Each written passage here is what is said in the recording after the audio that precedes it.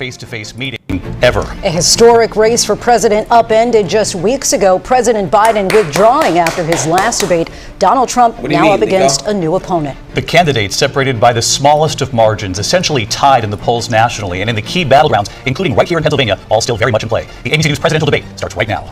Wait, I'm delayed? ABC News special, the most consequential moment of this campaign. Kamala Harris. Together, we will chart a new way forward. Donald Trump. We will soon be a great nation again. Face to face. I thought it was live, bro. Oh, now I'm live? All right, bet. The ABC News presidential debate. Lock in, Trump! Here now, David Muir. Let's get this money! Good evening, I'm David Muir, and thank you for joining us for tonight's ABC News presidential debate. We want to welcome viewers watching on ABC and around the world tonight. Vice President Kamala Harris and President Donald Trump are just moments away from taking the stage in this unprecedented race for president. And I'm Lindsay Davis. Tonight's meeting could be the most consequential event of their campaigns, with election Kamala Harris is going to lose voters. I don't care, Chad. For Vice President Kamala Harris, this is her first debate since President Biden withdrew from the race on July 21st. Of course, that decision followed his debate against President Donald Trump in June. Since then, this race has taken on an entirely new dynamic. And that brings us to the rules of tonight's debate. 90 minutes with 2 commercial breaks. No topics or questions have been shared with the campaigns. The candidates will have 2 minutes to answer questions, and this is the clock. That's what they'll be seeing. 2 minutes for rebuttals and 1 minute for follow-ups, clarifications, or responses. Their microphones will only be turned on when it's their turn to speak. Who y'all got, Chad? Who y'all got? There is no audience here tonight in this hall at the National Constitution Center. This is an intimate setting for 2 candidates who have never met. President Trump won the coin toss. He chose to deliver the final closing statement of the evening. Vice President Harris selected the podium to the right. So let's now welcome the candidates to the stage. Vice President Kamala Harris and President Donald Trump. Woo! Kamala Harris. Let's have a good debate. Nice to see you. Have fun. Thank you. Welcome to you both. I got him on camera. Hold on, Chad. Have you both here tonight. Good evening. We are looking forward to a spirited and thoughtful debate. So let's get started. I want to begin tonight with the issue that voters repeatedly say is their number one issue, and that is the economy and the cost of living in this country. Vice President Harris, you and President Trump were elected 4 years ago, and your opponent on the stage here tonight often asks his supporters, are you better off than you were 4 years ago? When it comes to the economy, do you believe Americans are better off than they were 4 years ago? So I was raised as a middle-class kid, and I am actually the only person on this stage who has a plan that is about lifting up the middle class and working people of America. I believe in the ambition, the aspirations, the dreams of the American people. And that is why I imagine and have actually a plan to build what I call an opportunity economy. Because here's the thing. We know that we have a shortage of homes and housing, and the cost of housing is too expensive for far too many people. We know that young families need support to raise their children, and I intend on extending a tax cut for those families of $6,000, which is the largest child tax credit that we have given in a long time, so that those young families can afford to buy a crib, buy a car seat, buy clothes for their children. My passion, one of them, is small businesses. My mother raised my sister and me, but there was a woman who helped raise us. We call her our second mother. She was a small business owner. I love our small businesses. My plan is to give a $50,000 tax deduction to start up small businesses, knowing they are part of the backbone of America's economy. My opponent, on the other hand, his plan is to do what he has done before, which is to provide a tax cut for billionaires and big corporations, which will result in $5 trillion to America's deficit. My opponent has a plan that I call the Trump's sales tax, which would be a 20% tax on everyday goods that you rely on to get through the month. Economists have said that Trump sales tax would actually result for middle-class families in about $4,000 more a year, because of his policies and his ideas about what should be the backs of middle-class people paying for tax cuts for billionaires. President Trump, I'll give you 2 minutes. First of all, I have no sales tax. That's an incorrect statement. She knows that. We're doing tariffs on other countries. Other countries are going to finally, after 75 years, pay us back for all that we've done for the world. And the tariff will be substantial in some cases. I took in billions and billions of dollars, as you know, from China. In fact, they never took the tariff off because there was so much money they can't. It would totally destroy everything that they've set out to do. They're taking in billions of dollars from China and other places. They've left the tariffs on. When I had it, I had tariffs, and yet I had no inflation. Look, we've had a terrible economy because inflation which is really known as a country buster. It breaks up countries. We have inflation like very few people have ever seen before, probably the worst in our nation's history. We were at 21%, but that's being generous because many things are 50, 60, 70, and 80% higher than they were just a few years ago. This has been a disaster for people, for the middle class, but for every class. On top of that, we have millions of people pouring into our country from prisons and jails, from mental institutions and insane asylums, and they're coming in and they're taking jobs that are occupied right now by African Americans and Hispanics and also unions. Unions are going to be affected very soon. And you see what's happening. You see what's happening with towns throughout the United States. You look at Springfield, Ohio. You look at Aurora in Colorado. They are taking over the towns. They're taking over buildings. They're going in violently. These are the people that Xi and Biden led into our country, and they're destroying our country. They're dangerous. They're at the highest level of criminality, and we have to get them out. We have to get them out fast. I created one of the greatest economies in the history of our country. I'll do it again and even better. We are going to get to immigration and border security during this debate. He's cooking, chat. I would like to let Vice President Harris respond on the economy here. Well, I would love to. Let's talk about what Donald Trump left us. Donald Trump left us the worst unemployment since the Great Depression. Donald Trump left us the worst public health epidemic in a century. Donald Trump left us the worst attack on our democracy since the Civil War. And what we have done is clean up Donald Trump's mess. What we have done and what I intend to do is build on what we know are the aspirations and the hopes of the American people. But I'm going to tell you all in this debate tonight, you're going to hear from the same old tired playbook, a bunch of lies, grievances, and name-calling. What you're going to hear tonight is a detailed and dangerous plan called Project 2025 that the former president intends on implementing if he were elected again. I believe very strongly that the American people want a president who understands the importance of bringing us together, knowing we have so much more in common than what separates us.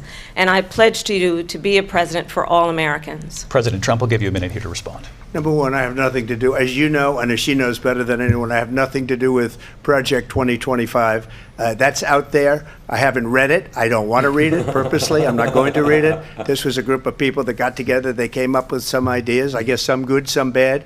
But it makes no difference. I have nothing to do. Everybody knows I'm an open book. Everybody knows what I'm going to do. Cut taxes very substantially and create a great economy like I did before. We had the greatest economy. We got hit with a pandemic.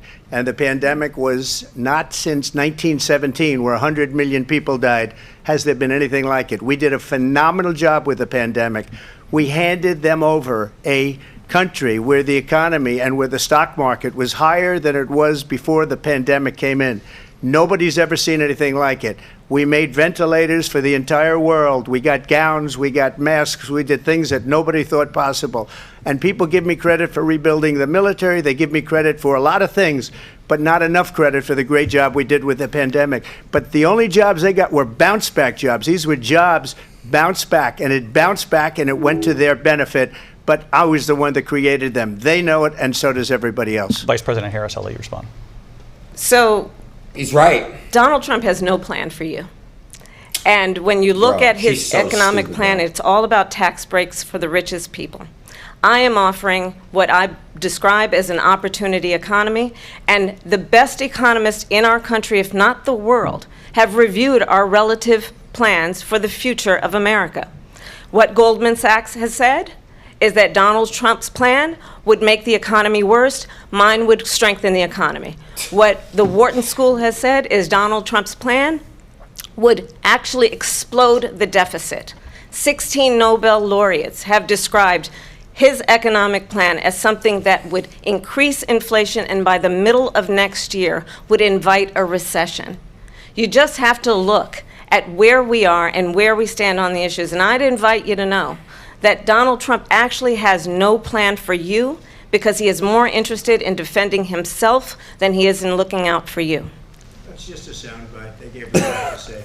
Look, I went to the Wharton School of Finance, and many of those professors, the top professors, think my plan is a brilliant plan. It's a great plan. It's a plan that's going to bring up our worth, our value as a country. It's going to make people want to be able to go and work and create jobs and create a lot of good, solid money for our country. And just to finish off, she doesn't have a plan. She copied Biden's plan, and it's like 4 sentences, like run, spot, run. 4 sentences that are just, oh, we'll try and lower taxes. She doesn't have a plan. Take a look at her plan. She doesn't have a plan. Mr. President, I do want to drill down on something you both brought up. The Vice President brought up your tariffs. You responded, and let's drill down on this, because your plan is what she calls is essentially a national sales tax. Your proposal calls for tariffs, as you pointed out here, on foreign imports across the board. You recently said that you might double your plan, imposing tariffs up to 20% on goods coming into this country. As you know, many economists say that with tariffs at that level, costs are then passed on to the consumer. Vice President Harris has argued it'll mean higher prices on gas, food, clothing, medication, arguing it costs the typical family nearly $4,000 a year. Do you believe Americans can afford higher prices because of tariffs? They're not going to have higher prices. What's going to have, and who's going to have higher prices, is China and all of the countries that have been ripping us off for years. I was the only president ever. China was paying us hundreds of billions of dollars, and so were other countries. And, you know, if she doesn't like them, they should have gone out and they should have immediately cut the tariffs. But those tariffs are there 3.5 years now under their administration. We are going to take in billions of dollars, hundreds of billions of dollars. I had no inflation, virtually no inflation. They had the highest inflation perhaps in the history of our country, because I've never seen a worse period of time. People can't go out and buy cereal or bacon or eggs or anything else. The people of our country are absolutely dying with what they've done. They've destroyed the economy. And all you have to do is look at a poll. The polls say 80 and 85 and even 90% that the Trump economy was great, that their economy was terrible. Vice President Harris, we know that, though. That's ask for facts. your response, and you heard what the president said there, because the Biden administration we're did up, keep chat. a number of the Trump tariffs in place. So how do you respond? Well, let's be clear that the Trump administration resulted in a trade deficit, one of the highest we've ever seen in the history of America. He invited trade wars. You want to talk about his deal with China? What he ended up doing is, under Donald Trump's presidency, he ended up selling American chips to China to help them improve and modernize their military, basically sold us out, when a policy about China should be in making sure the United States of America wins the competition for the 21st century, which means focusing on the details of what that requires, focusing on relationships with our allies, focusing on investing in American-based technology so that we win the race on AI, on quantum computing, focusing on what we need to do to support America's workforce so that we don't end up having on the short end of the stick in terms of workers' rights. But what Donald Trump did, let's talk about this, with COVID, is he actually thanked President Xi for what he did during COVID. Look at his tweet. "Thank you, President Xi," exclamation point, when we know that Xi was responsible for lacking and not giving us transparency about the origins of COVID. President Trump, I'll let you respond. First of all, they bought their chips from Taiwan. We hardly make chips anymore because of philosophies like they have and policies like they have. I don't say her because she has no policy. Everything that she believed 3 years ago and 4 years ago is out the window. She's going to my philosophy now. In fact, I was going to send her a MAGA hat. She's gone to my philosophy. But if she ever got elected, she'd change it. And it will be the end of our country. She's a Marxist. Everybody knows she's a Marxist. Her father's a Marxist professor in economics, and he taught her well. But when you look at what she's done to our country, and when you look at these millions and millions of people that are pouring into our country monthly, where it's, I believe, 21 million people, not the 15 that people say, and I think it's a lot higher than the 21. That's bigger than New York State pouring in. And just look at what they're doing to our country. They're criminals. Many of these people coming in are criminals. And that's bad for our economy, too. You know, you mentioned before, we'll talk about immigration later. Well, bad immigration is the worst thing that can happen to our economy. They have, and she has, destroyed our country with policy that's insane. Almost policy that you'd say they have to hate our country. President Trump, thank you. Lindsay? I want to turn to the issue of abortion. President Trump, you've often touted that you were able to kill Roe v. Wade. Last year, you said that you were proud to be the most pro-life president in American history.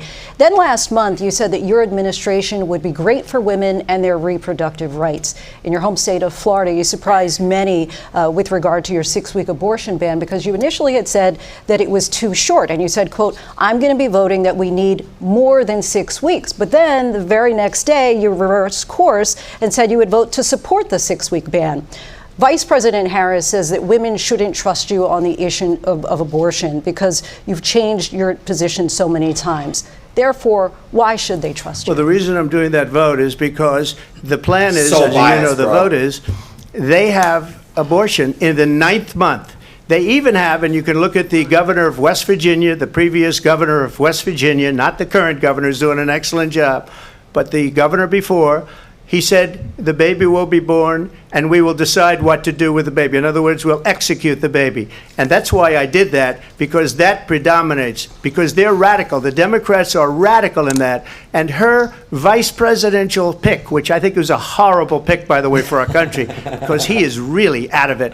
But her vice presidential pick says abortion in the 9th month is absolutely fine. He also says execution after birth. It's execution, no longer abortion, because the baby is born, is okay.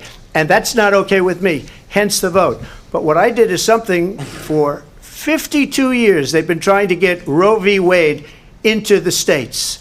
And through the genius and heart and strength of 6 Supreme Court justices, we were able to do that. Now, I believe in the exceptions for rape, incest, and life of the mother. I believe strongly in it. Ronald Reagan did also. 85% of Republicans do.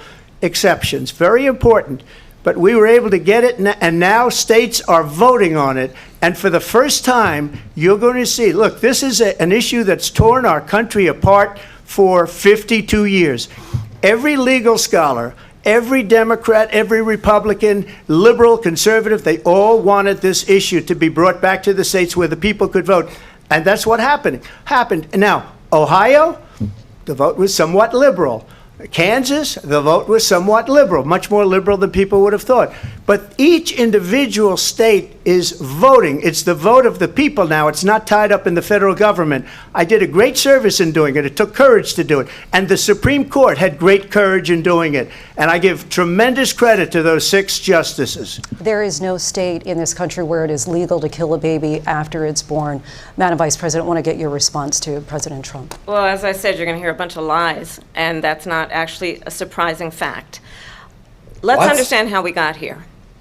Donald Trump hand-selected 3 members of the United States Supreme Court with the intention that they would undo the protections of Roe v. Wade. And they did exactly as he intended. And now in over 20 states, there are Trump abortion bans, which make it criminal for a doctor or nurse to provide health care. In one state, it provides prison for life. Trump abortion bans that make no exception even for rape and incest, which understand what that means.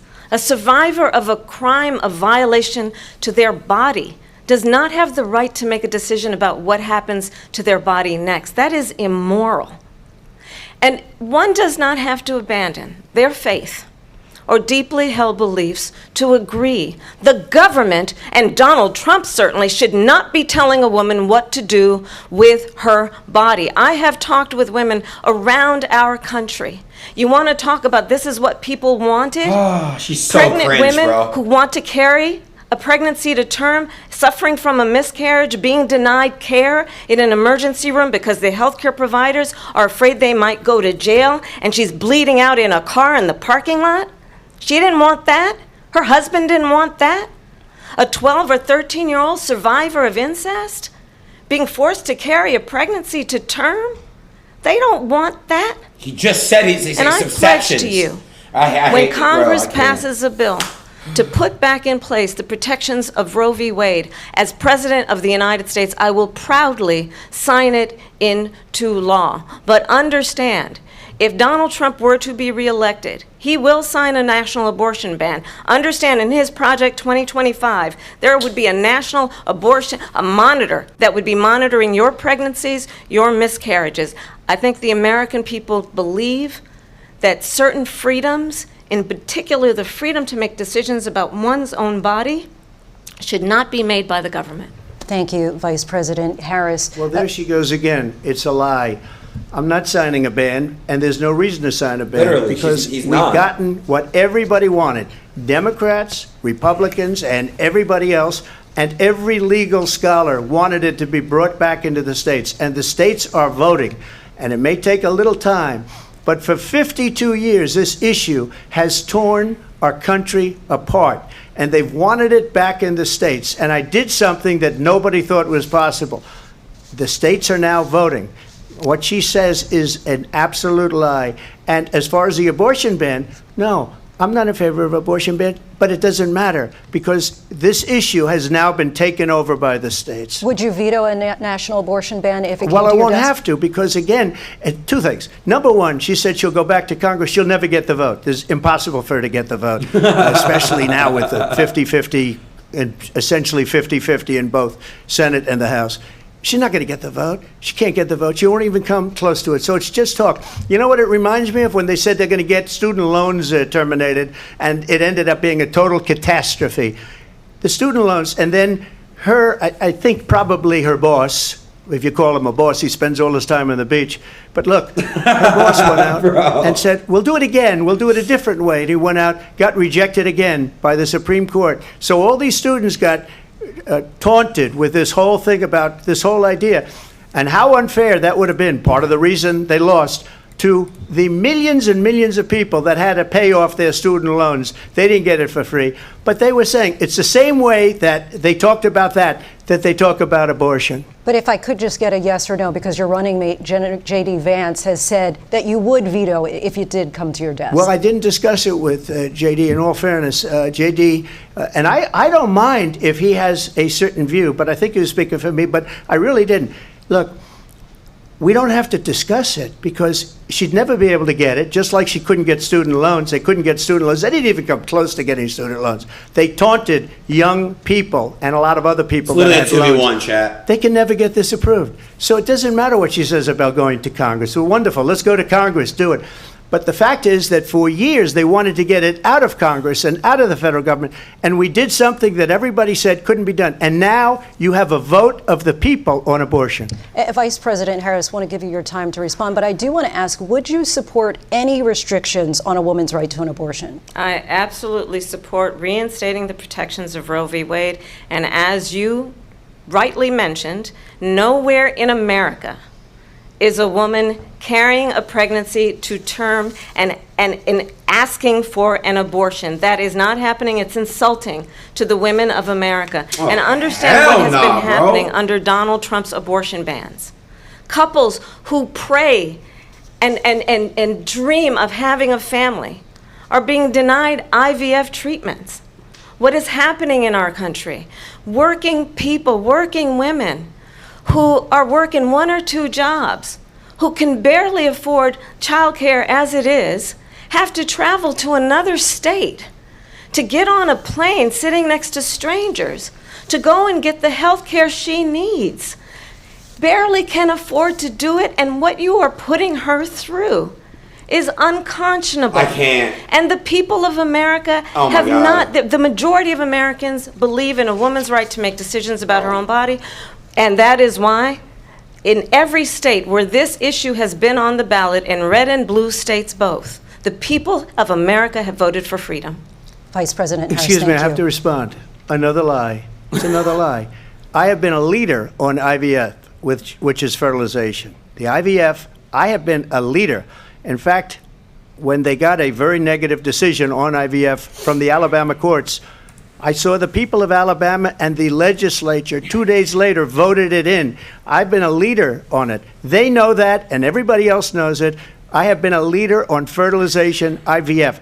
And the other thing, you should ask, will she allow abortion in the 8th month, 9th month, 7th month? Come on. Okay, would you do that?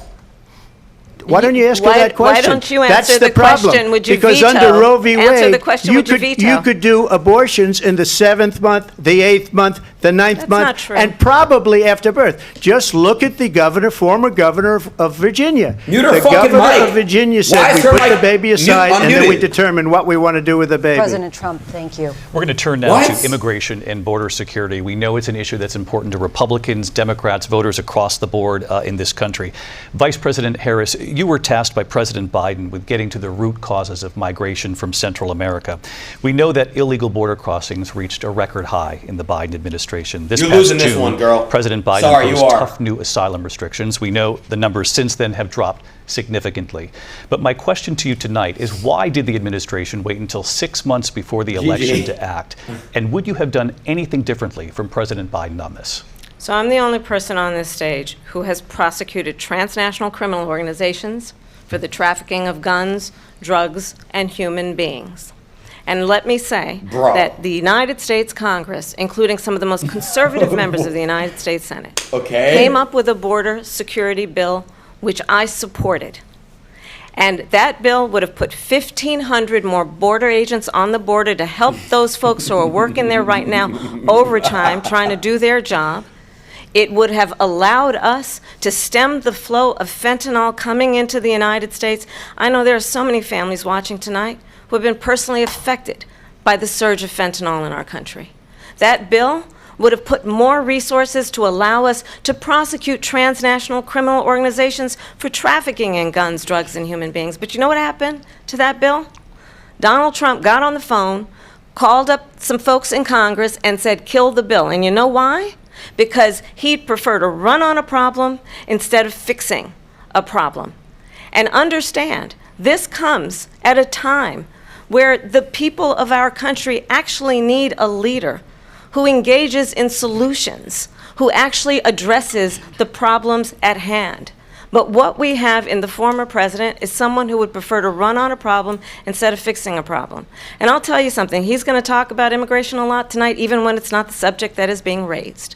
And I'm going to actually do something really unusual, and I'm going to invite you to attend one of Donald Trump's rallies, because it's a really interesting thing to watch. You will see during the course of his rallies, he talks about fictional characters like Hannibal Lecter. He will talk about windmills cause cancer.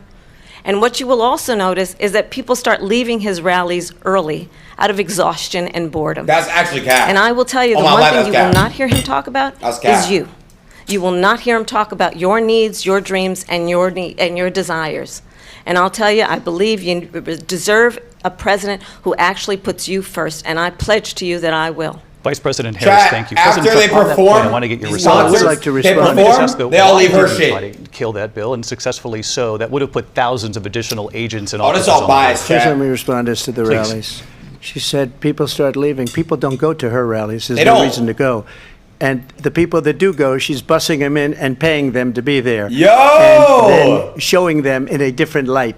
So she can't talk about that. People don't leave my rallies. We have the biggest rallies, the most incredible rallies in the history of politics. That's because people want to take their country back. Our country is being lost. We're a failing nation. And it happened 3.5 years ago. And what's going on here, you're going to end up in World War III, just to go into another subject. What they have done to our country by allowing these millions and millions of people to come into our country, and look at what's happening to the towns all over the United States. And a lot of towns don't want to talk. It's not going to be Aurora or Springfield. A lot of towns don't want to talk about it because they're so embarrassed by it. In Springfield, they're eating the dogs, the people that came in. They're eating the cats. Yo! They're eating the pets of the people that live there. And this is what's happening in our country, and it's a shame. As far as rallies are concerned, as far as the reason they go is they like what I say. They want to bring our country back. They want to make America great again. It's a very simple phrase, make America great again. She's destroying this country, and if she becomes president, this country doesn't have a chance of success. Not only success, we'll end up being Venezuela on steroids. I just want to clarify here. You bring up Springfield, Ohio, and ABC News did reach out to the city manager there. He told us there have been no credible reports of specific claims of pets being harmed, injured, or abused by individuals within the immigrant community. Well, I've seen people on television. Let me just say here, this is People on television say say my dog was taken and used for food. So maybe he said that, and maybe that's a good thing to say for a city manager. I'm not taking this from but television. But the people I'm on taking it from television the city saying their manager. dog was eaten by the people that went there. Again, the Springfield city manager says there's no evidence of that. Vice We'll President find Harris, out. I'll let you respond to the rest of what you've heard. You talk about extreme. Bro, did she want him or something, bro? This is, I think, one of the reasons why in this election I actually have the endorsement of 200 Republicans who have formally worked with President Bush, Mitt Romney, and John McCain, including the endorsement of former Vice President Dick Cheney and Congress member Liz Cheney. And if you want to really know the inside track on who the former president is, if he didn't make it clear already, just ask people who have worked with him. His former chief of staff, a 4-star general, has said he has contempt for the Constitution of the United States. His former national security advisor has said he is dangerous and unfit. His former Secretary of Defense has said the nation, the republic, would never survive another Trump term. And when we listen to this kind of rhetoric, when the issues that affect the American people are not being addressed, I think the choice is clear in this election. President Trump, I'll give you a quick minute to respond. It's a 3v1, bro. Thank you, because when I hear that, see, I'm a different kind of a person. I fired most of those people. Not so graciously. They did bad things or a bad job. I fired them. They never fired one person. They didn't fire anybody having to do with Afghanistan and the Taliban and the 13 people whose were just killed, viciously and violently killed. And I got to know the parents and the family. They didn't fire. They should have fired all those generals, all those top people, because that was one of the most incompetently handled situations anybody has ever seen. So when somebody does a bad job, I fire him. And you take a guy like Esper, he was no good, I fired him, so he writes a book. Another one writes a book, because with me they can write books, with nobody else can they. But they have done such a poor job, and they never fire anybody. Look at the economy, look at the inflation. They didn't fire any of their economists, they have the same people. That's a good way not to have books written about you. He's but right. just to finish, I got more votes than any Republican in history by far. In fact, I got more votes than any president, sitting president, in history by far. Damn. Let me continue on immigration. It was what you wanted to talk about earlier, so let's get back to your deportation proposal that the vice president has reacted to as well. President Trump, you call this the largest domestic deportation operation in the history of our country. You say you would use the National Guard. You say if things get out of control, you'd have no problem using the U.S. military. Police, yes. You also said you would use local police. How would you deport 11 million undocumented immigrants? I know you believe that number is much higher. Take us through this. What does this look like? Will authorities be going door to door in this country? Yeah, it is much higher because of them. They allowed criminals, many millions of criminals. They allowed terrorists. They allowed common street criminals. They allowed people to come in, Literally, drug dealers, to Chris. come into our country. And they're now in the United States and told by their countries like Venezuela, don't ever come back or we're going to kill you. Do you know that crime in Venezuela and crime in countries all over the world is way down? You know why? Because they're all in Because here. they've taken their criminals off the street and they've given them to her to put into our country.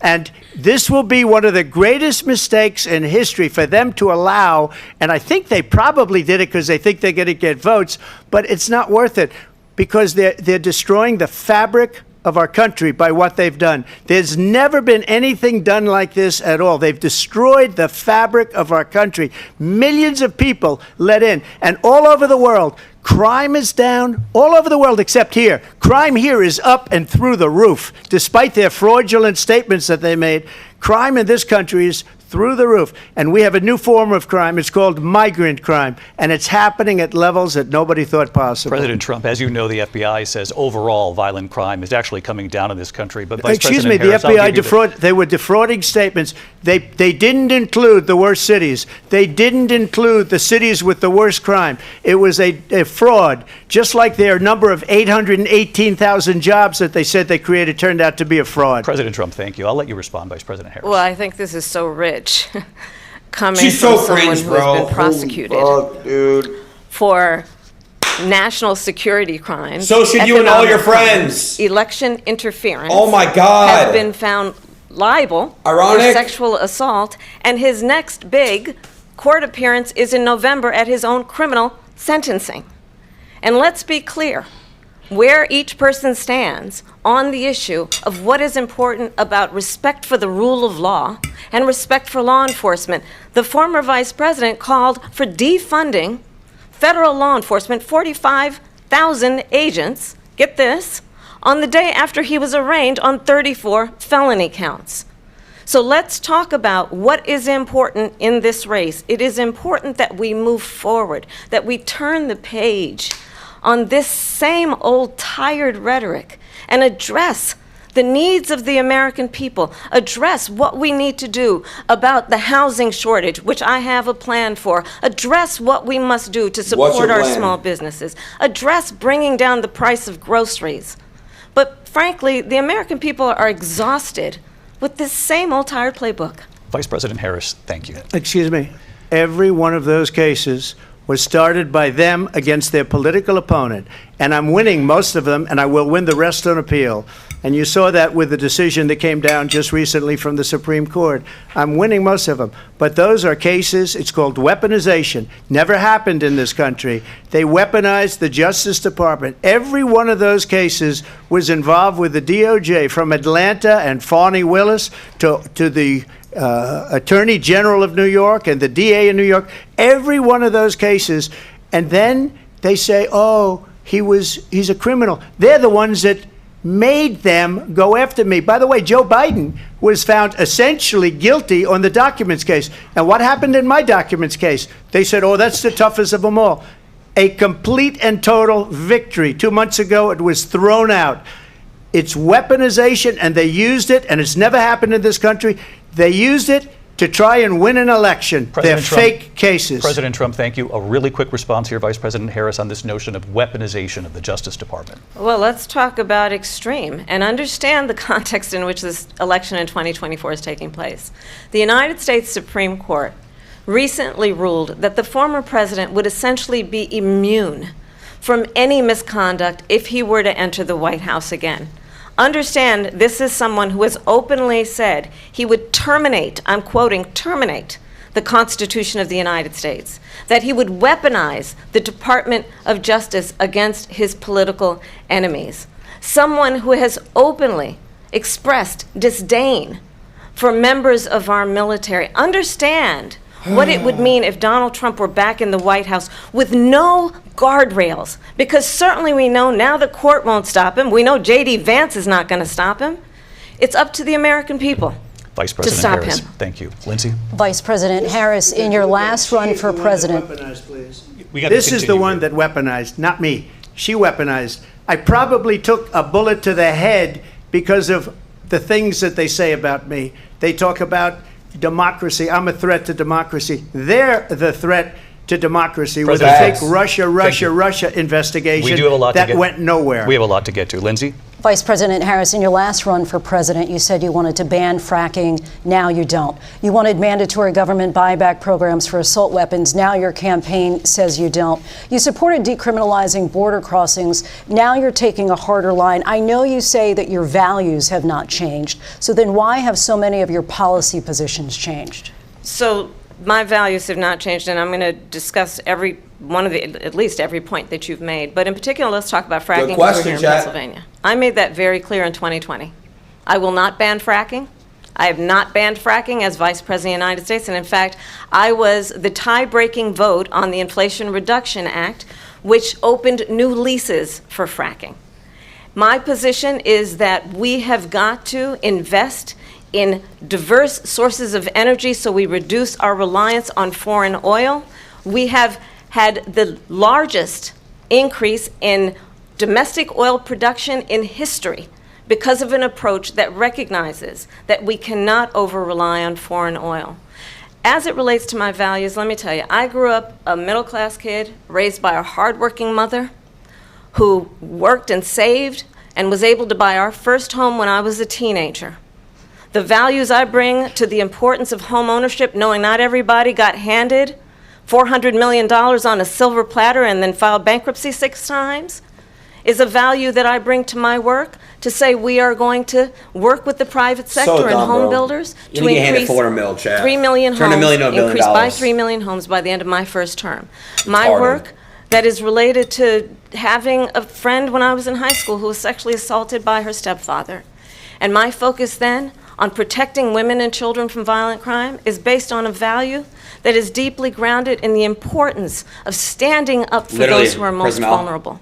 My work that is about protecting Social Security and Medicare is based on long-standing work that I have done, protecting seniors from scams.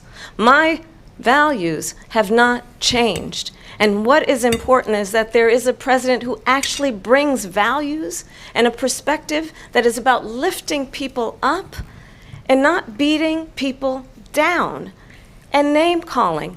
The true measure of the leader. Oh my God, is the dude. Leader who actually understands the strength is not in beating people down, it's in lifting people up. I intend to be that president. President Trump, your Well, response? first of all, I wasn't given $400 million. I wish I was. My father was a Brooklyn builder, Brooklyn, Queens, and a great father, and I learned a lot from him. But I was given a fraction of that, a tiny fraction, and I built it into many, many billions of dollars. Facts. Many, many billions. Fact check. And when people see it, they are even surprised. So we don't have to talk about that. Fracking, she's been against it for 12 years. Defund the police, she's been against that forever. Yep. She gave all that stuff up very wrongly, very horribly, and everybody's laughing at it, okay? They're all laughing at it. She gave up at least 12 and probably 14 or 15 different policies. Like, she was big on defund the police. In Minnesota, she went out, wait a minute, I'm talking now. Yo! Does that sound familiar? Yo! She went out in Minnesota and wanted to let criminals that killed people, that burned down Minneapolis, she went out and raised money to get them out of jail. She did things that nobody would ever think of. Now she wants to do transgender operations on illegal aliens that are in prison. This is a radical left liberal that would do this. She wants to confiscate your guns, and she will never allow fracking in Pennsylvania. If she won the election, fracking in Pennsylvania will end on day one. Just to finish, one thing so important in my opinion. So I got the oil business going like nobody has ever done before. When they took over, they got rid of it, started getting rid of it, and the prices were going up the roof. They immediately let these guys go to where they were. I would have been 5 times, 4 times, 5 times higher, because you're talking about 3.5 years ago. They got it up to where I was because they had no choice, because the prices of energy were quadrupling and doubling. You saw what happened to gasoline. So they said, let's go back to Trump. But if she won the election, the day after that election, they'll go back to destroying our country, and oil will be dead, fossil fuel will be dead, we'll go back to windmills, and we'll go back to solar. That's our where president, they need a whole desert to get some energy to come out. You ever see a solar plant? By the way, I'm a big fan of solar, but they take 400, 500 acres of desert President soil. Trump, we have a These lot are of not good issues things that we for the have to get environment, to. as We're she out of time. understands. Thank you. Lindsay, thank you. We have an election in just 56 days. And I want to talk about the peaceful transfer of power, which, of course, we all know is a cornerstone of our democracy, and the role of a president 2 months away. in a moment of crisis. Mr. President, on January 6th, you told your supporters to march to the Capitol. You said you would be right there with them. Bro. The country and the world saw what played out at the Capitol that day, the officers coming under attack. Aides in the West Wing say you watched it unfold on television off the Oval Office. You did send out tweets, but it was more than 2 hours before you sent out that video message telling your supporters to go home. Is there anything you regret about what you did on that day? You just said a thing that isn't covered. Peacefully and patriotically, I said during my speech, not later on. peacefully and patriotically. And nobody on the other side was killed. Ashley Babbitt was shot by an out-of-control police officer that should have never, ever shot her. It's a disgrace. But we didn't do this group of people that have been treated so badly. I ask, what about all the people that are pouring into our country and killing people that she allowed to pour in? She was the border czar, remember that. She was the border czar. She doesn't want to be called the border czar because she's embarrassed by the border. In fact, she said at the beginning, oh, I'm surprised you're not talking about the border yet. That's because she knows what a bad job they've done. What about those people? What are they going to be prosecuted? When are these people from countries all over the world, not just South America, they're coming in from all over the world, David, all over the world. And crime rates are down all over the world because of it. But let me just when ask are those, David, when are those people going to be prosecuted? When are the people that burned down Minneapolis going to be prosecuted? Or in Seattle? They went into Seattle. They took over a big percentage of the city of Seattle. When are those people going to be prosecuted? But let me just ask You might ask her that question. You were the president. You were watching it unfold on television. It's a very simple question as we move forward toward another election. Is there anything you regret about what you did on that day? Yes or no? I had nothing to do with that other than they asked me to make a speech. I showed up for a speech. I said, I think it's going to be big. I went to Nancy Pelosi and the mayor of Washington, D.C., and the mayor put it back in writing, as you know. I said, you know, this is going to be a very big rally or whatever you want to call it. And again, it wasn't done by me. It was done by others. I said, I'd like to give you 10,000 National Guard or soldiers. Damn. They rejected me. Nancy Pelosi rejected me. It was just 2 weeks ago, her daughter has a tape of her saying she is fully responsible for what happened. They want to get rid of that tape. It's true. It would have never happened if Nancy Pelosi and the mayor of Washington did their jobs.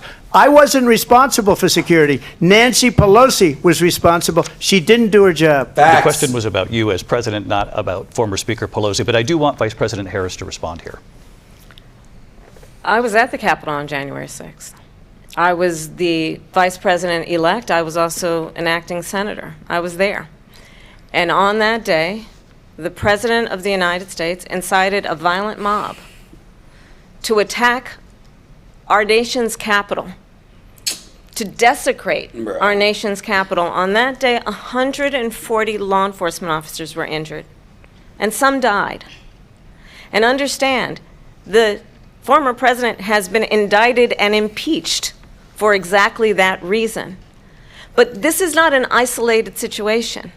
Let's remember Charlottesville, where there was a mob of people carrying tiki torches, spewing anti-Semitic hate. And what did the president then at the time say? There were fine people on each side. Let's remember that when it came to the Proud Boys, a militia, the president said, the former president said, stand back and stand by. So for everyone watching who remembers what January 6th was, I say we don't have to go back. Let's not go back. We're not going back. It's time to turn the page. And if that was a bridge too far for you, well, there is a place in our campaign for you to stand for country, to stand for our democracy, to stand for rule of law, and to end the chaos, and to end the approach that is about attacking the foundations of our democracy because you don't like the outcome. And be clear on that point. Donald Trump, the candidate, has said in this election there will be a bloodbath if this and the outcome of this election is not to his liking. Gee, this is so bad, dude. Let's turn the page on this. Let's not go back. Let's chart a course for the future. She's so and stupid, not bro. go I'm not even backwards joking. to the past. She's probably Let me just just as bad follow as up Biden. It was a different Not even term, and it joking. was a term that related to energy because they have destroyed our energy business. That was where bloodbath was. Also, on Charlottesville, that story has been, as you would say, debunked. Laura Ingraham, Sean Hannity, Jesse, all of these people, they covered it. If they go an extra sentence, they will see it was perfect. It was debunked in almost every newspaper, but they still bring it up, just like they bring 2025 up. They bring all of this stuff up. I ask you this, you talk about the Capitol. Why are we allowing these millions of people to come through on the southern border. How come she's not doing anything? And I'll tell you what I would do, and I would be very proud to do it. I would say we would both leave this debate right now. I'd like to see her go down to Washington, D.C. during this debate, because we're wasting a lot of time. Go down to, because she's been so bad, it's so ridiculous. Go down to Washington, D.C. and let her sign a bill to close up the border, because they have the right to do it. They don't need bills. They have the right to do it. The President of the United States, you'll get him out of bed, you'll wake him up at 4 o'clock in the afternoon, you'll say, come on down to the office, let's sign a bill. If he signs a bill that the border is closed, all he has to do is say it to the Border Patrol, who are phenomenal. If they do that, the border is closed. Mr. Those President, people are killing many people, unlike J6. We talked immigration here tonight. I do want to focus on this next issue to both of you, because it really brings us this into Please focus. talk about war. In these times that we're living in. Mr. President, for 3.5 years after you lost the 2020 election, you repeatedly falsely claimed that you won, many times saying you won in a landslide. In the past couple of weeks leading up to this debate, you have said, quote, you lost by a whisker, that you, quote, didn't quite make it, that you came up a little bit short. I said that? Are you now acknowledging that you lost in 2020? No, I don't acknowledge that at all. But I you said did that say sarcastically. That. You know that. It was said, oh, we lost by a rigged. whisker. That was said sarcastically. You won it. Look, there's Fucking so much libtards, I proof. can't. All you have to do is look at it. And they should have sent it back to the legislatures for approval. I got almost 75 million votes, the most votes any sitting president has ever gotten. I was told if I got 63, which was what I got in 2016, you can't be beaten. The election, people should never be thinking about an election as fraudulent. We need two things. We need walls, and we have to have it. We have to have borders, and we have to have good elections. Our elections are bad. And a lot of these illegal immigrants coming in, they're trying to get them to vote. They can't even speak English. They don't even know what country they're in practically. And these people are trying to get them to vote. And that's why they're allowing them to come into our country. I did watch all of these pieces of video. I didn't detect the sarcasm, lost by a whisker, we didn't quite make it. And we should just point out here as clarification, and you know this, you and your allies, 60 cases in front of many judges, many of them No Republican. judge looked at it. And said they there was said no we didn't have widespread fraud. standing. That's the other thing. They said we didn't have standing, a technicality. Can you imagine a system where a person in an election doesn't have standing? The President of the United States doesn't have standing. That's how we lost. If you look at the facts, and I'd love to have you'll do a special on it. I'll show you Georgia, and I'll show you Wisconsin, and I'll show you Pennsylvania, and I'll show you. We have so many facts and statistics, but you know what? That doesn't matter, because we have to solve the problem that we have right now. That's old news. And the problem that we have right now is we have a nation in decline, and they have put it into decline. We have a nation that is dying, David. Mr. President, thank you. Vice President Harris, you heard the president there tonight. He said he didn't say that he lost by a whisker. So he still believes he did not lose the election. Dude, 3v1, that was chat. won by President Biden Holy and shit. yourself. But I do want to ask you about something that, Harris, thank you. We've heard from both of you on Ukraine tonight. Afghanistan came up in the last hour. I wanted her to respond to something you said earlier. And now, please, I'll give you a minute here. Putin would be sitting in Moscow, and he wouldn't have lost 300,000 men and women, but he would have been sitting in Moscow. Quiet, please. He would have been sitting in Moscow, much happier than he is right now. But eventually, you know, he's got a thing that other people don't have. He's got nuclear weapons. They don't ever talk about that. He's got nuclear weapons. Nobody ever thinks about that. And eventually, maybe he'll use them, and maybe he hasn't been that threatening, but he does have that. Something we don't even like to talk about. Nobody likes to talk about it. But just so you understand, they sent her to negotiate peace before this war started. 3 days later, he went in and he started the war because everything they said was weak and stupid. They said the wrong things. That war should have never started. She was the emissary. They sent her in to negotiate with Zelensky and Putin, and she did. And the war started 3 days later. And that's the kind of talent we have with her. She's worse than Biden. In my opinion, I think he's the worst president in the history of our country. She goes down as the worst vice president in the history of our country. But let me tell you something. She is a horrible negotiator. They sent her in to negotiate. As soon as they left, Putin did the invasion. President Trump, thank you. You did bring up something. You said she went to negotiate with Vladimir Putin. Vice President Harris, have you ever met Vladimir Putin? Can you clarify tonight? Yet again, I said it at the beginning of this debate, you're going to hear a bunch of lies coming. Bro, she sounds drunk, dude. And that It's is like, another one. so When I went annoying, to bro. meet with President Zelensky, I've now met with him over 5 times. The reality is it has been about standing as America always should, as a leader upholding international rules and norms, as a leader who shows strength, understanding that the alliances we have around the world are dependent on our ability to look out for our friends and not favor our enemies because you adore strongmen instead of caring about democracy. And that is very much what is at stake here. The President of the United States is Commander-in-Chief. And the American people have a right to rely on a president who understands the significance of America's role and responsibility in terms of ensuring that there is stability and ensuring we stand up for our principles and not sell them for the benefit of personal flattery. We've talked about Ukraine and Vladimir Putin. I do want to talk about Afghanistan. It came up in the first hour of this debate. I want to move on to Afghanistan. Stoltenberg said Trump did the most amazing thing I've ever seen. He got these countries, the 28 countries at the time, to pay up. He said, I've never seen, he's the head of NATO. He said, I've never seen. For years, we were paying almost all of NATO. We were being ripped off by European nations, both on trade and on Almost like NATO. Adin? No, he I doesn't. got them to pay up by saying one of the statements you made before, if you don't pay, we're not going to protect you. President Otherwise, Trump. we would have never gotten it. He said it was one of the most incredible jobs that he's ever seen done. Thank you. I want to turn to Afghanistan. It came up in the first hour of the debate, and we witnessed a poignant moment today on Capitol Hill, honoring the soldiers who died in the chaotic withdrawal from Afghanistan. I do want to ask the Vice President, do you believe you bear any responsibility in the way that withdrawal played out? Well, I will tell you, I agreed with President Biden's decision to pull out of Afghanistan. 4 presidents said they would, and Joe Biden did. And as a result, America's taxpayers are not paying the $300 million a day we were paying for that endless war. And as of today, there is not one member of the United States military who is in active duty in a combat zone in any war zone around the world, the first time this century. But let's understand how we got to where we are.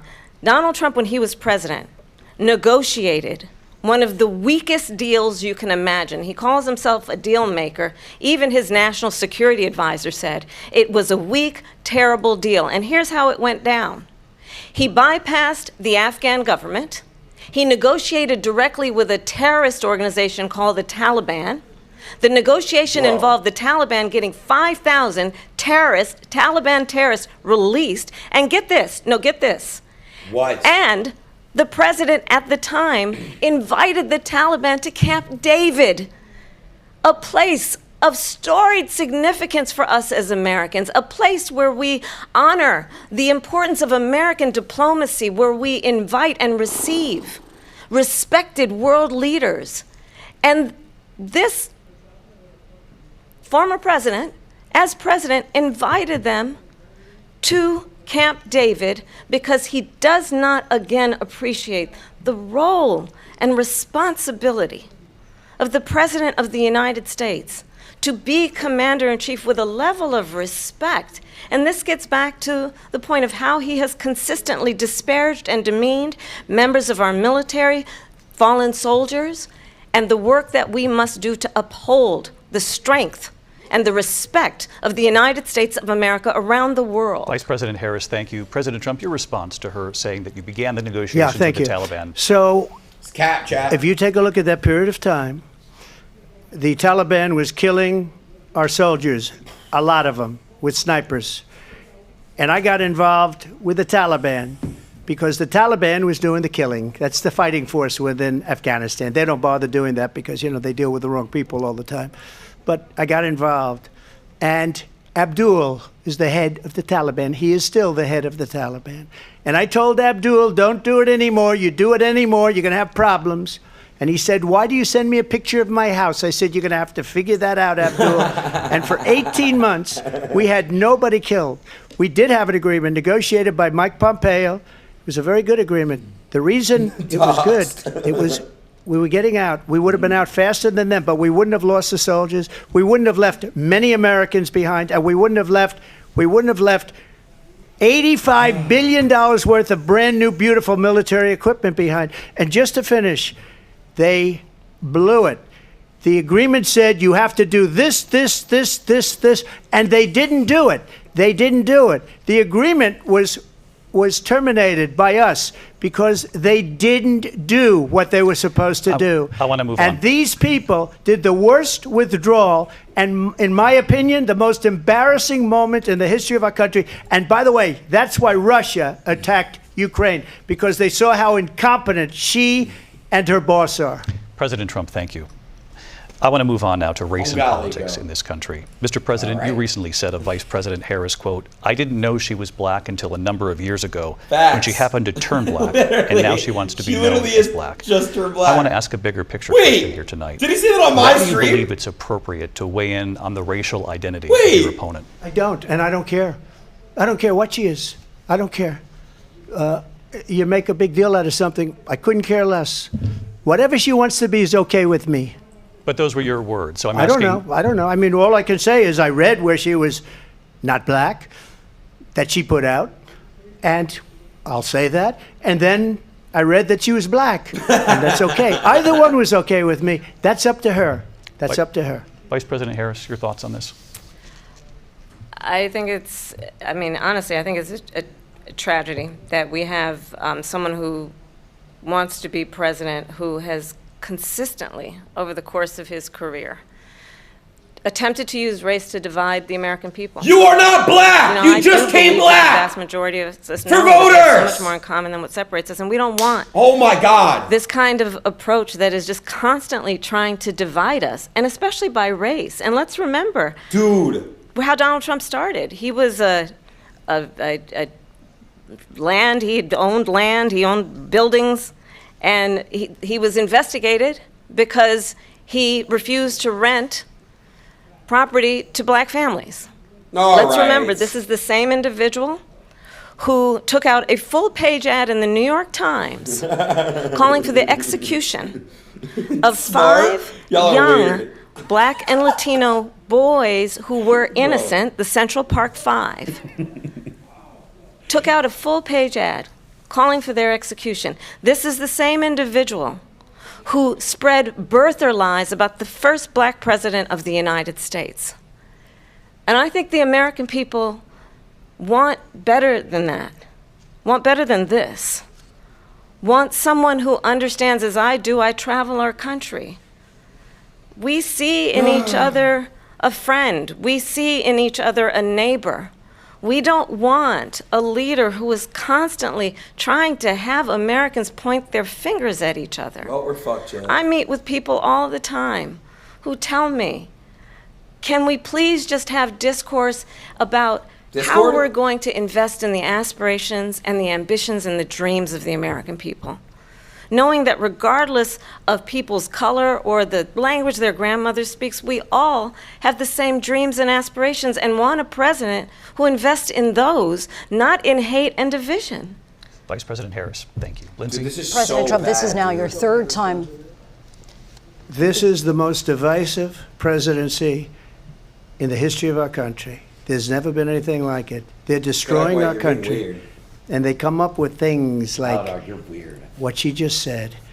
Going back many, many years, when a lot of people, including Mayor Bloomberg, agreed with me on the Central Park 5, they admitted, they said, they pled guilty. And I said, well, if they pled guilty, they badly hurt a person, killed a person ultimately. And if they pled guilty, then they pled, we're not guilty. But this is a person that has to stretch back years, 40, 50 years ago. Guys, Kodak White is because there's Trump, by the nothing way. now. I built one of the What are your greatest thoughts? economies in the history of the world, and I'm going to build No it kidding. again. It's going to be bigger, better, and stronger. But they're destroying our economy. They have no idea what a good economy is. Their oil policies, every single policy. And remember this, she is Biden. You know, she's trying to get away from Biden. I don't know the gentleman, she says. She is Biden. The worst inflation we've ever had, a horrible economy because inflation has made it so bad, and she can't get away with that. Thank you. Your time is up, Lindsay. I want to respond to that, though. I want to just respond briefly. Clearly, I am not Joe Biden, and I am certainly not Donald Trump. And what I do offer is a new generation of leadership for our country. Dude, she's so One cringe. who believes It's so cringe. in what is possible, one who brings a sense of optimism about what we can do instead of always disparaging the American people. I believe in what we can do to strengthen our small businesses, which is why I have a plan. Let's talk about our plans and let's compare the plans. I have a plan to give startup businesses $50,000 tax deduction, to pursue their ambitions, their innovation, their ideas, their hard work. I have a plan, $6,000 for young families for the first year of your child's life, to help you in that most critical stage of your child's development. I have a plan that is about allowing people to be able to pursue what has been fleeting in terms of the American dream by offering a help with down payment of $25,000 down payment assistance for first-time home buyers. That's the kind of conversation, I believe, David, that people really want tonight, as opposed to a conversation that is constantly about belittling and name-calling. Let's turn the page Vice President and move Harris, forward. thank you. Let's turn to policy. President Let's Trump, turn back we to have policy. to move on. President Trump. Let's turn to policy, She please. has a plan to defund the police. She has a plan to confiscate everybody's gun. President Trump, she we has do a have to plan move on to not other allow issues. fracking in Pennsylvania or anywhere else. Okay. That's Thank you, what Mr. her President. plan is until just recently. I just need Lindsay, to go ahead. respond President because Trump, no, the President former Trump, president has said no, I'm something sorry. twice that I need to No, respond to. I'm sorry. I We're just going need to to move on, respond Vice one President time Harris. to what he has President said Trump, this multiple is times. now your Yes. third time running for president. You have long vowed to repeal and replace the Affordable Care Act, also known as Obamacare. You have failed to accomplish that. You now say you're going to keep Obamacare, quote, unless we can do something much better. Last month you said, quote, we're working on it. So tonight, 9 years after you first started running, do you have a plan, and can you tell us what it is? Obamacare was lousy health care, always was. It's not very good today. And what I said, that if we come up with something, and we are working on things, we're going to do it and we're going to replace it. But remember this, I inherited Obamacare because Democrats wouldn't change it. They wouldn't vote for it. They were unanimous. They wouldn't vote to change it. If they would have done that, we would have had a much better plan than Obamacare. But the Democrats came up. They wouldn't vote for it. I had a choice to make when I was president. Do I save it and make it as good as it can be, never going to be great, or do I let it rot? And I felt I had an obligation, even though politically it would have been good to just let it rot and let it go away. I decided, and I told my people, the top people, and they're very good people. I have a lot of good people in that administration. We read about the bad ones. We had some real bad ones, too, and so do they. They have really bad ones. The difference is they don't get rid of them. But let me just explain. I had a choice to make. Do I save it and make it as good as it can be, or do I let it rot? And I saved it. I did the right thing. But it's still never going to be great, and it's too expensive for people. And what we will do is we're looking at different plans. If we can come up with a plan that's going to cost our people, our population, less money and be better health care than Obamacare, then I would absolutely do it. But until then, I'd run it as good as it can be run. So just a yes or no, you still do not have a plan? I have concepts of a plan. I'm not president right now. But if we come up with something, I would only change it if we come up with something that's better and less expensive. And there are concepts and options we have to do that. And you'll Y'all be say hearing you need, but about it's it better in the than saying, not too "I have a distant plan. future. I have a Vice plan." President Harris, Like in her, she's lying. 2017, you supported Bernie He's being Sanders' honest. proposal to do away with private insurance and create a government-run healthcare system. 2 years later, you proposed a plan that included a private insurance option. What is your plan today? Well, first of all, I absolutely support, and over the last 4 years as vice president, private health care options. But what we need to do is maintain and grow the Affordable Care Act. But I'll get to that, Lindsay. I just need to respond to a previous point that the former president has made. I've made very clear my position on fracking. And then this business about taking everyone's guns away. Tim Walz and I are both gun owners. We're not taking anybody's guns away. So stop with the continuous lying about this stuff. As it relates to the Affordable Care Act, understand, just look at the history to know where people stand. When Donald Trump was president, 60 times he tried to get rid of the Affordable Care Act. 60 times. I was a senator at the time when I will never forget the early morning hours when it was up for a vote in the United States Senate.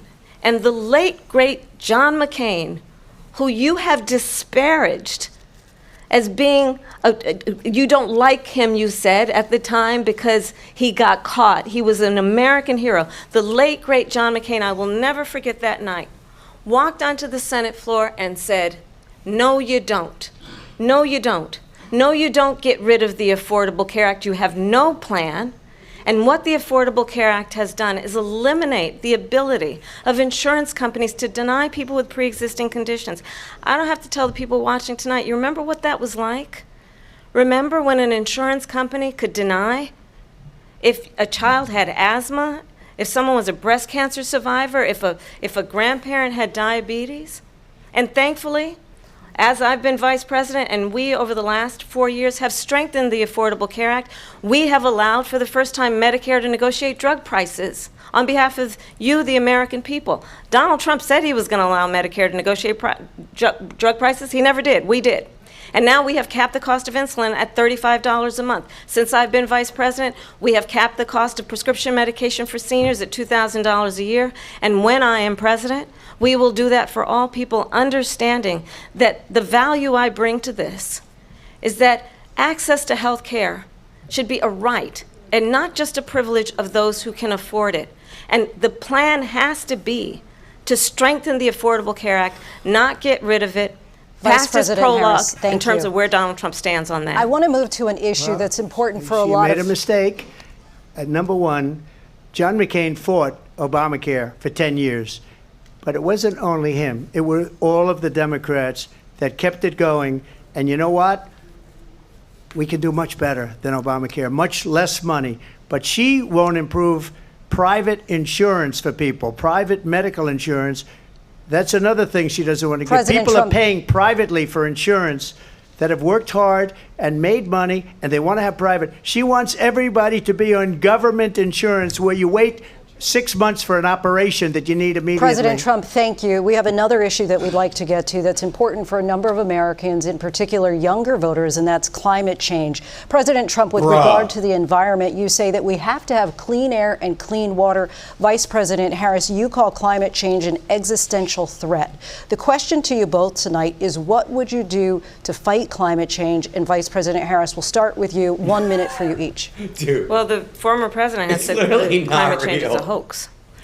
And what we know is that it is very real. You ask anyone who lives in a state who has experienced these extreme weather occurrences, who now is either being denied home insurance or it's being jacked up. You ask anybody who has been the victim of what that means in terms of losing their home, having nowhere to go. We know that we can actually deal with this issue. The young people of America care deeply about this issue. And I am proud that as vice president over the last 4 years, we have invested $1 trillion in a clean energy economy, while we have also increased domestic gas production to historic levels. We have created over 800,000 new manufacturing jobs while I have been vice president. We have invested in clean energy to the point that we are opening up factories around the world. Donald Trump said he was going to create manufacturing jobs. He lost manufacturing jobs.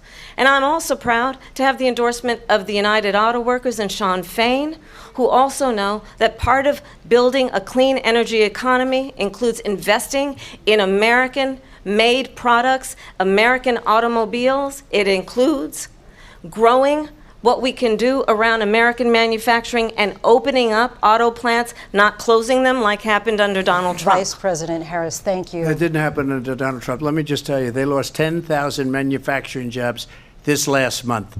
It's going, they're all leaving. They're building big auto plants in Mexico, in many cases owned by China. They're building these massive plants, and they think they're going to sell their cars into the United States because of these people. What they have given to China is unbelievable. But we're not going to let that. We'll put tariffs on those cars so they can't come into our country, because they will kill the United Auto Workers and any auto worker, whether it's in Detroit or South Carolina or any other place. What they've done to business and manufacturing in this country is horrible. We have nothing because they refuse. You know, Biden doesn't go after people because supposedly China paid him millions of dollars. He's afraid to do it. Between him and his son, they get all this money from Ukraine. They get all this money from all of these different countries. And then you wonder, why is he so loyal to this one, that one, Ukraine, China? Why is he? Why did he get $3.5 million from the mayor of Moscow's wife? Why did she pay him $3.5 million?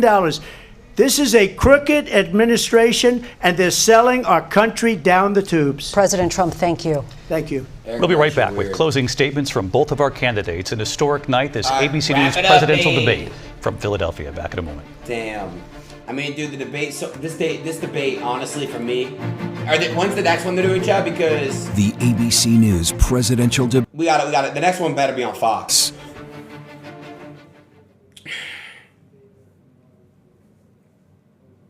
Shut the fuck up. There's not another one. There has to be another debate on in a couple weeks, no? Or like in October. Are they not doing one on Fox? Why Fox? Because they just did ABC. That's why. They have to do Fox, bro. That's not fair if they don't do Fox. If they don't do Fox, it's literally not fair. They have to do Fox. She backed out? Oh, of course. Of course she won't do it. Oh, nice. But he does this. He should get brownie points for that. Like, you know what I'm saying? Oh, man. I'm going to slam so much money on Trump winning. What's the odds right now, chat? Dude, we're so cooked if she wins. Like, I can't believe people are actually voting for her. Like, if you vote for Kamala, I look at you insanely different. Like, bro, like, chat, it's so bad. It's so fucking bad.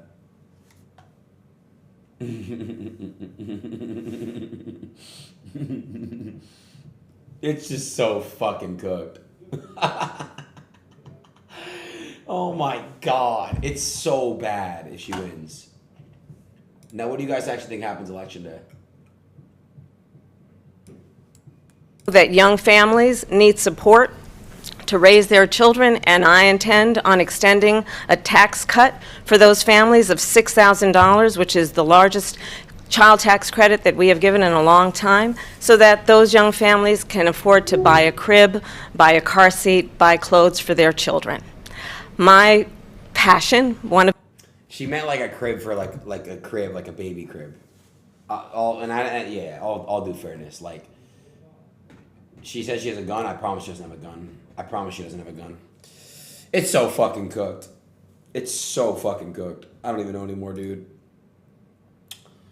Like, we have a fake fucking black person who's saying they're black to fucking win. It's just so cooked, chat. I don't even know, dude. Oh my God. It's just so fucking cooked. Like, oh my God. Dude, chat, that's literally what she is. She was claiming Indian her entire life. There's YouTube videos of her cooking Indian food and shit her entire life. All of a sudden, she wants to run for presidency. She needs black voters. She starts saying that she's black. I'm sorry, bro. Even if she is the 5 or 10% black, which she is, she wasn't claiming that before. You know what I mean? Like that's like me, like being like 5% fucking Russian, and I'm just like, I'm trying to get some Russian votes, and I, you know what I mean? Like, now I'm gonna start doing Russian shit. Like, come on, bro. Get the fuck out of here, bro. She's not like, come on, dude. Since you pay for the rent, can you tell a comedy Gallo's voice? Yeah, I'm gonna bang on his wall right now until this shit's back. Watch this shit. Way back in the Keith Hay Couch conversations. Yeah. Shut the fuck up! What? I'm gonna get a steak or no? Carter, where you at? Hold on. Cause I know damn well this nigga just not banging on my fucking wall like that. Hold on. Cause I know this fucking white boy did not just fucking bang on my door like that. Y'all like the new kick update? Who the fuck does this nigga think he is to bang on my door like that? This nigga just tell me to lower my fucking voice? I pay the rent! I'm gonna kick you out! I'm doing it on the wager!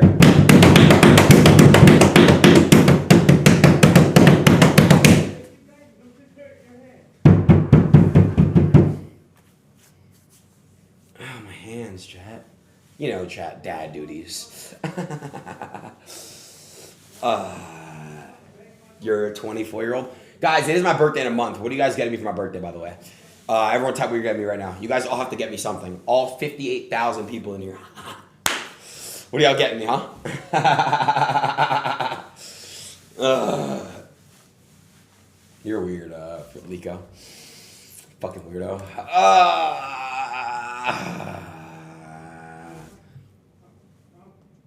Same thing as last year? Which is what? Which is what? Which is what? Which is what?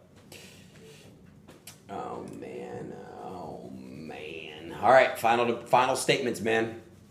I'm going to ask my dad overall, what does he think? Oh, I'm gonna ask my dad, man. What you think? Live from the National Constitution Center in Philadelphia, Pennsylvania. Here again, Plug, you're weird. David He's Muir coming. and Lindsay Davis.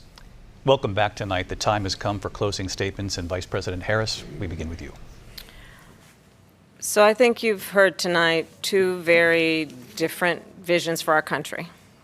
One that is focused on the future, and the other that is focused on the past, and an attempt to take us backward. Bro. But we're not going back.